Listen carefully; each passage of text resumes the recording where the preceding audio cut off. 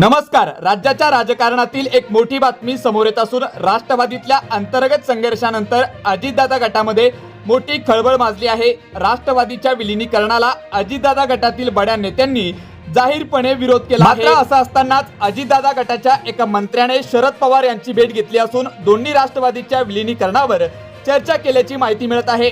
तसेच अजितदादाच्या पक्षाच्या 15 ते 20 आमदारांनीही शरद पवार यांच्याशी संपर्क साधण्याचा प्रयत्न केला आहे. त्यामुळे राज्याच्या राजकारणात येत्या काळात मोठी राजकीय समीकरणे बदलण्याची संकेत मिळत आहे. राष्ट्रवादी काँग्रेस पक्षातील अंतर्गत संघर्ष आता अधिक गंभीर रूप धारण करत असल्याचे दिसून येत आहे.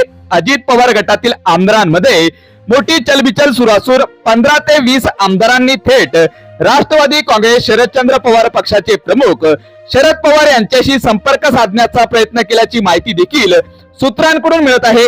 त्यांच्या या भेटीमुळे महाराष्ट्राच्या राजकारणात पुन्हा एकदा मोठा भूकंप होण्याची शक्यता आहे. सूत्रांच्या मते पक्षातील सतत होणारे वाद आणि अंतर्गत कलहामुळे अनेक आमदार अस्वस्थ झाले आहेत. भविष्यात आपले राजकीय भवितव्य काय असेल याची चिंता अनेकांना सतावत आहे.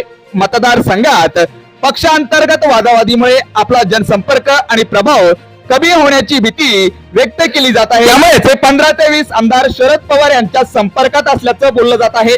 त्यामुळे आगामी काळात एक मोठा राजकीय भूकंप होणार का हे पाहणं महत्वाचं ठरणार आहे. यावर तुम्हाला काय वाटतं? तुमचं मत, तुमची प्रतिक्रिया कमेंट करून नक्की सांगा आणि अशाच अपडेट व्हिडिओसाठी आपल्या चॅनलला सबस्क्राईब नक्की करा.